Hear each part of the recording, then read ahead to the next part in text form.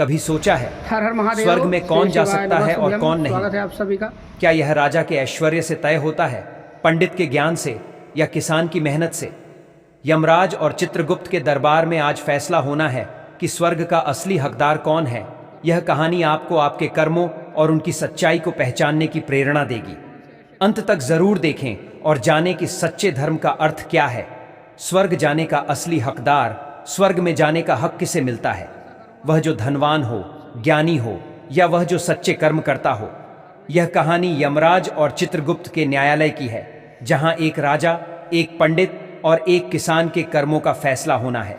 यह कथा आपको सोचने पर मजबूर करेगी कि सच्चा धर्म और सच्ची भक्ति क्या है। सुबह का समय था। रमेश, जो एक साधारण किसान था, अपने खेतों में फसल काट रहा था। उसकी मेहनत से पूरे खेत में हरियाली छा गई थी। उसकी उम्र ढल चुकी थी, लेकिन उसकी मेहनत में कोई कमी नहीं थी। फसल काटते समय वह अपनी पत्नी और बच्चों की याद कर रहा था। उसकी पत्नी गौरी ने हमेशा उसका साथ दिया। छोटे से घर में उन्होंने कभी ज्यादा की लालसा नहीं की। जो मिला उसमें संतोष किया। रमेश की यह आदत थी कि वह हर दिन अपने खेत की थोड़ी सी फसल गरीबों में बांटता। तभी आसमान से चमकती रोशनी के साथ यमराज का रथ नीचे उतरा। यमराज ने कहा, रमेश, तुम्हारा समय पूरा हो गया है, अब तुम्हें हमारे साथ चलना होगा। रमेश ने विनम्रता से सिर झुकाया और कहा, जैसी आपकी आज्ञा प्रभु। दूसरी तरफ राजा विक्रम एक शक्तिशाली और धनवान शासक था। उसका राज्य दूर दूर तक फैला हुआ था। उसके महल सोने चांदी की जड़ाई से जगमगाते थे और उसकी सेना इतनी बड़ी थी कि दुश्मन उसके नाम से कांपते थे। अपने राज्य में उसने बड़े बड़े यज्ञ और उत्सवों का आयोजन करवाया था। हर मंदिर में पूजा और धार्मिक अनुष्ठान कराए जाते थे। राजा का मानना था कि यह सब धर्म के लिए है और यही उसे स्वर्ग का अधिकारी बनाएगा। राजा विक्रम ने अपने राज्य में अनेक मंदिर बनवाए। वह धर्म और पूजा के कार्यों में खूब खर्च करता था। उसने विद्वानों को सम्मानित किया और बड़े बड़े यज्ञ आयोजित कराए।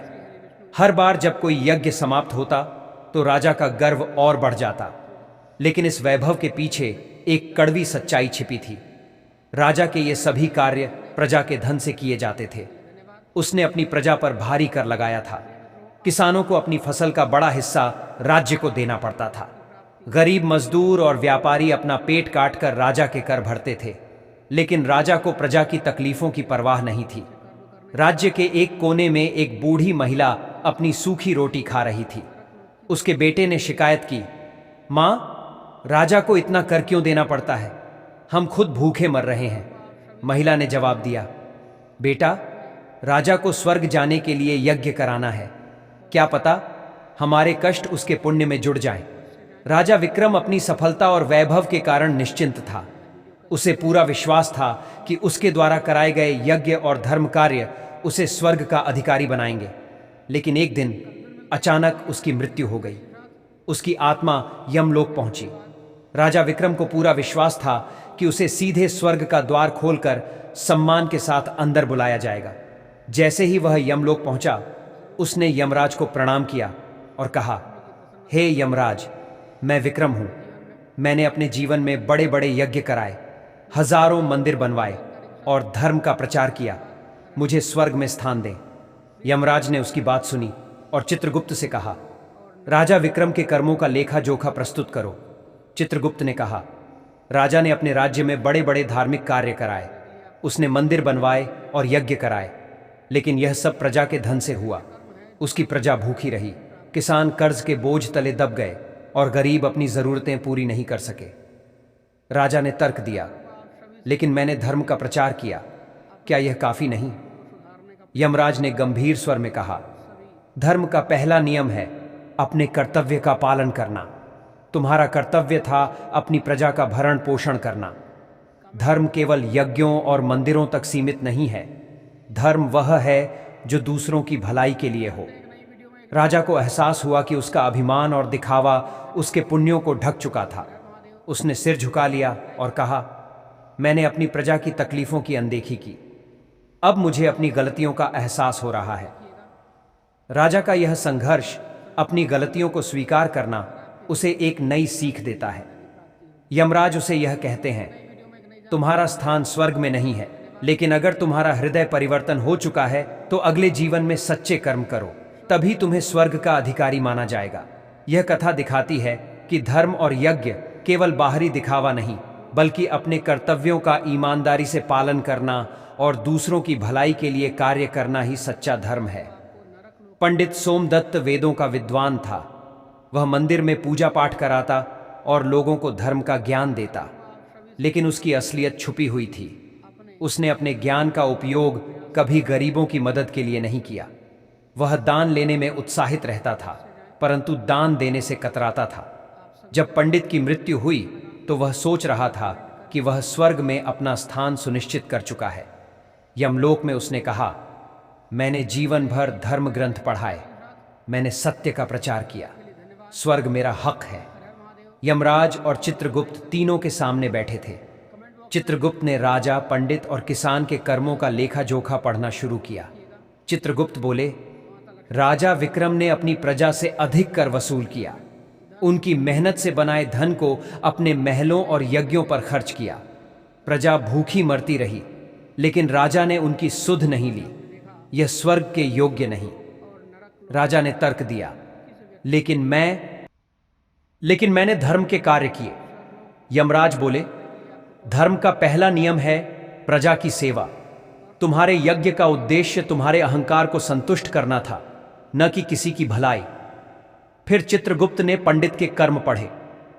पंडित सोमदत्त ने वेद पढ़ाए, लेकिन उसने अपने ज्ञान का उपयोग खुद को ऊंचा दिखाने के लिए किया। उसने गरीबों और भूखों की मदद नहीं की।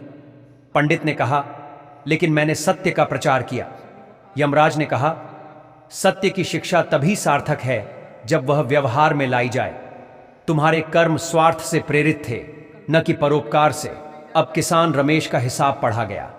रमेश ने अपने जीवन में हमेशा सच्चाई और ईमानदारी से काम किया।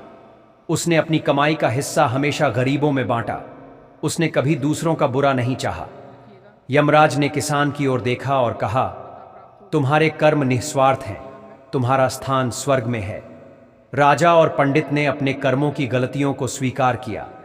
राजा ने कहा, मैंने अपने अहंकार में गलतियां की, अब मैं अपने अगले जीवन में इन्हें सुधारूंगा। पंडित ने कहा, मुझे सच्चे धर्म का अर्थ समझ में आ गया। सेवा सबसे बड़ा धर्म है। किसान रमेश ने हाथ जोड़कर कहा, मैंने कुछ खास नहीं किया, मैंने बस अपना कर्तव्य निभाया। यमराज ने कहा, सच्चे कर्म और सेवा से ही स्वर्ग का द्वार खुलता है। यही सच्चा धर्म है। इस कहानी से हमें यह सीखने को मिलता है कि स्वर्ग का रास्ता न तो धन से है, न शक्ति से, और न ही केवल ज्ञान से। यह हमारे कर्मों से तय होता है।